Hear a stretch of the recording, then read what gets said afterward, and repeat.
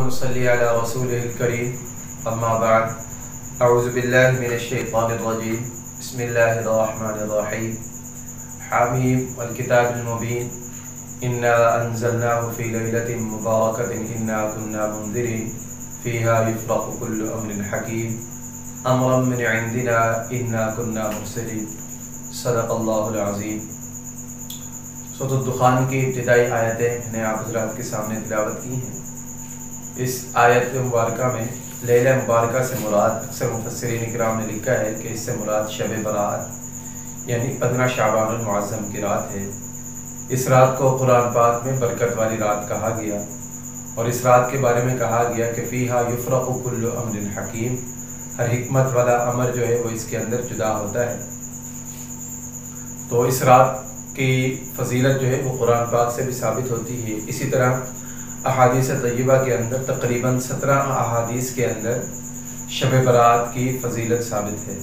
17 मुख्तलिफ रावी हैं, 17 रिवायतें हैं जिनसे शब बरात की फजीलत साबित होती है। तो उलमा इकराम ने लिखा है कि उम्मत का तामुल इसके ऊपर चला आ रहा है। हज़रात सहाबा इकराम के दौर से इस रात के अंदर इबादत की जाती है। कई सहाबा इकराम से इसके बारे में रिवायतें मरवी हैं।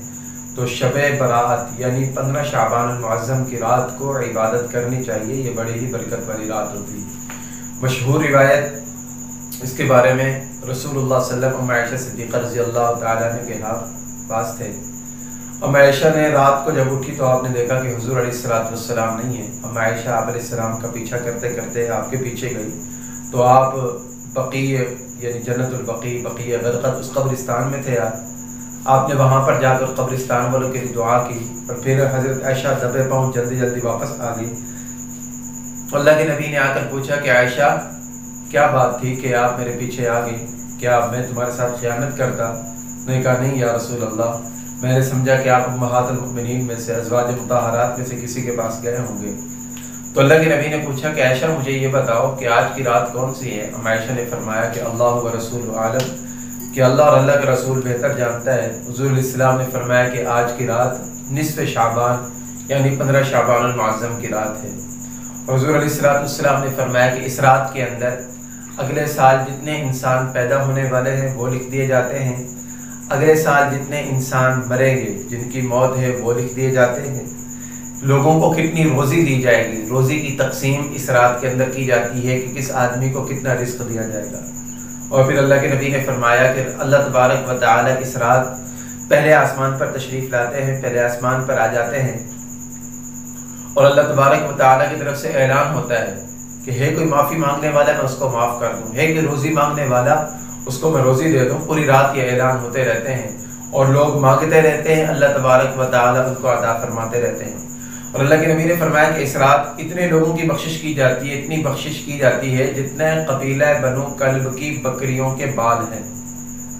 तो उलमा इकराम ने लिखा है कि बनु कल्ब जो कबीला था उसमें एक एक आदमी की हज़ारों बकरियां होती थी। अब एक बकरी के जिस्म के ऊपर लाखों बाल होते हैं तो अंदाज़ा लगाएं कि लाखों बकरियां या हज़ारों बकरियों के जिस्मों के ऊपर कितने बाल होंगे। इतने ज़्यादा लोगों की इस रात अल्लाह तबारक व तआला की तरफ से बख्शिश की जाती है। तो इस तरह की रातें जो हैं ये रातें अल्लाह तबारक व तआला की तरफ से इनाम होता है। अल्लाह तबारक व तआला जिसे चाहता है अल्लाह तबारक व तआला उसे अता फरमाता है। हमें ज़िंदगी के अंदर एक मरतबा फिर मौका मिला है कि हम इस मौके से फ़ायदा उठाएं, इस रात को बरकत वाली रात इस तरह बनाएं कि इसको इबादत के अंदर गुजारें।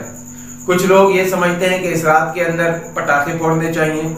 याद रखें, पटाखे फोड़ना ये हिंदुओं की रस्म है, ये हिंदुओं की रस्म है जो पटाखे फोड़ते हैं, या ईसाइयों की रस्म है कि जो अपनी खुशी के मौके पर पटाखे फोड़ते हैं। मुसलमानों की ये रस्म हरगिज़ नहीं है। कुछ लोग कहते हैं कि इस रात के अंदर मुख्तलिफ किस्म के खाने बना दिए जाए, तो जो बंदा खाने बनाने के अंदर मसरूफ़ होगा वो बंदा इबादत कहाँ करेगा? ये सारा इबादत से इंसान को दूर रखने की कोशिश की जाती है। और कुछ लोगों ने फजीलत के अंदर इतना बढ़ा दिया कि इन्होंने इसको ईद करार दे के, याद रखें ये शब बरात है, ईद नहीं है कि जैसे ईद के अंदर गिफ्ट दिए जाते हैं, लोग ईद के लिए इस खुसूसी तौर पर सूट तैयार करना शुरू कर देते हैं और बच्चों के अंदर भी ये मशरूब कर दिया जाता है کہ یہ عید کی رات ہے، تو یاد رکھیں اسلام کے اندر صرف 2 عیدیں مشروع ہیں، عید الفطر اور عید الاضحیٰ، اس کے علاوہ تیسری عید نہیں ہے۔ ہاں اس کی جتنی فضیلت ثابت ہے اتنی فضیلت کے اوپر عمل کرنا چاہیے کہ اس رات کو قیام کے اندر گزارو۔ حضرت علی رضی اللہ تعالیٰ سے مروی ہے، آپ نے فرمایا کہ جب نصف شعبان کی رات ہو تو رات قیام کے اندر گزارو اور دوسرے دن تم روزہ رکھو، یعنی 15 شعبان المعظم کی رات کو عبادت کرنی چاہیے، اور 15 شعبان المعظم کا جو دن ہوتا ہے اگلا، اس دن بندے کو روزہ رکھنا چاہیے۔ یہ مسنون اعمال ہے، مستحب اعمال ہے، مسنون بھی نہیں۔ علماء کرام نے لکھا ہے کہ 15 شعبان کے روزے کو ہم مسنون بھی نہیں کہہ سکتے، بلکہ اس کو مستحب اعمال میں کہہ سکتے ہیں۔ باقی اللہ کے نبی علیہ السلام سے ثابت ہے کہ آپ قبرستان کے اندر تشریف لے گئے تھے، آپ نے وہاں پر جا کر قبرستان والوں کے لیے دعا کی تھی۔ تو کبھی کبھی انسان کو قبرستان کے اندر بھی جانا چاہیے اس رات کے اندر، اس کو لازم سمجھنا کہ اس رات قبرستان کے اندر لازم جانا ہے، قبرستان کے اندر لازم چراغاں کرنا ہے، اور خاص طور پر خواتین چلی جاتی ہیں، خواتین کا جانا بالکل ممنوع ہے، نہ وہ معراج کی رات جا سکتی ہے، نہ شب رات کی رات جا سکتی ہیں، نہ محرم الحرام میں جا سکتی ہیں۔ اللہ کے نبی نے فرمایا کہ وہ عورتیں اللہ کی رحمت سے دور ہیں جو قبرستان کے اندر جاتی ہیں، ان کو ملعونہ کہا گیا ہے، اس لیے قبرستان کے اندر بالکل نہیں جانا چاہیے۔ باقی جو عبادات ہیں وہ گھر کے اندر ہو سکتی ہیں، چاہے اجتماعی طور پر کریں۔ اجتماعی طور پر جب کی جاتی ہیں تو اس کے اندر بہت ساری خرافات آ جاتی ہیں کہ 10 بندے مل کر بیٹھتے ہیں، وہاں پر گپ شپ کی جاتی ہے، اور مسجد کا جو ہوتا ہے تقدس پامال ہوتا ہے، مسجد کے اندر دنیاوی باتیں کی جاتی ہیں، تو طرح طرح کی وہاں پر گفتگو کی جاتی ہے۔ اس سے بہتر علماء اکرام نے لکھا ہے کہ انفرادی طور پر عبادت کی جائے۔ آپ اپنے گھر کے اندر عبادت کر سکتے ہیں، آپ اپنے بچوں کو جگا سکتے ہیں، اپنی اہلیہ ہو، آپ کے بچے ہو، آپ اپنے گھر میں عبادت کر سکتے ہیں۔ یہ برخلاف اس کے کہ آپ مسجد کے اندر جائیں، مسجد کا لاؤڈ اسپیکر کھولیں، جس کی وجہ سے کئی لوگوں کی نیند متاثر ہو، کئی بیمار ہوں، کوئی بیمار ہوتا ہے، کوئی اپنی عبادت کے اندر مصروف ہوتا ہے، تو یہ جو اس رات کے اندر زیادتیاں بنا دی گئی نا، یہ ہمارے لیے یہ کرنا صحیح نہیں۔ جو مناسب کام ہے وہ کیا جائے۔ وہ کیا ہے کہ شب برات کا قیام ہے، شب برات کا پوری رات نہ جاگے، صلاۃ و تسبیح پڑھ سکتے صلاۃ و تسبیح پڑھے، نوافل پڑھ سکتے نوافل پڑھے، ذکر اذکار کر سکتے ذکر اذکار کرے، تلاوت کر سکتے تلاوت کرے جتنی دیر ہو سکتا ہے، اور پھر صبح نماز جو ہے فجر کی وہ جماعت کے ساتھ پڑھیں۔ اللہ تبارک و تعالی انشاءاللہ وافر مقدار میں حصہ عطا فرما دیں گے۔ تو اس رات میں کثرت سے لوگوں کی بخشش کی جاتی ہے، بخلاف چند چیزوں کے۔ چند لوگ ایسے ہیں کہ جن کی بخشش نہیں کی جاتی۔ ایک حدیث میں آتا ہے کہ جبریل امین آئے حضور علیہ السلام کے پاس اور آ کر عرض کی کہ آپ کو پتہ ہے کہ آج کی رات یہ نصف شعبان کی رات ہے، اس رات میں اللہ تبارک و تعالی بہت زیادہ لوگوں کی بخشش کرتا ہے، چند لوگوں کی بخشش نہیں کی جاتی۔ شرک کرنے والا، مشرک کی بخشش نہیں کی جاتی۔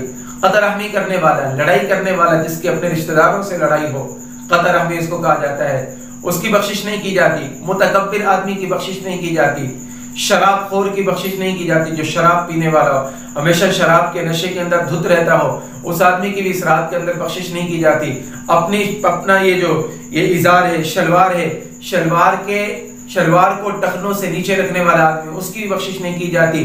والدین کے نافرمان کی بھی بخشش نہیں کی جاتی۔ 7ویں نمبر پر کینہ پرور، جو اپنے دل کے اندر مسلمان کے لیے نفرت رکھتا ہو کہ منہ کے اوپر میٹھا بن جائے اور دل کے اندر نفرت رکھتا ہو، اس آدمی کی بخشش نہیں کی جاتی۔ اگر ہم میں سے کسی کے اندر ان 7 امراض میں سے کوئی مرض ہے، پہلے اس کو ختم کریں، پھر ہمیں شب برات فائدہ دے گی، پھر اس کے بعد ہمیں عبادتیں فائدہ دیں گی۔ تو اگر ہم میں سے کوئی بندہ ان بیماریوں کے اندر مبتلا ہے تو شب رات کی رات جو ہے وہ ہمارے لیے موقع ہے، غنیمت ہے۔ کس سے لڑے ہوئے ہیں تو جا کر صلح کر لیں، کسی گناہ کے اندر مبتلا ہے ان میں سے توبہ کر لیں، اللہ تبارک و تعالی بخشنے والا ہے۔ پھر یہ رمضان المبارک کا مقدمہ ہے، رمضان المبارک آ رہا ہے، رمضان المبارک کی تیاری ہے۔ تو آج کی رات جو شب برات کی رات ہے، اس رات میں بھرپور فائدہ اٹھائیں، زیادہ سے زیادہ نیک کام کریں اور فضول کاموں سے بچیں۔ خاص طور پہ نوجوان طبقہ وہ فضول کاموں سے بچیں، نیکی کے کام کر سکتے ہیں کریں، ورنہ گناہ کے کام نہ کریں، اور جتنی نیکی ہو سکتی ہے کریں۔ اور مجھے بھی اپنی دعاؤں میں یاد رکھیں۔ اللہ رب العزت سے دعا ہے اللہ تبارک و تعالی ہمیں ان راتوں کی، ان اوقات کی قدردانی کرنے کی توفیق عطا فرمائے۔ آمین۔ وآخر دعوانا ان الحمد للہ رب العالمین۔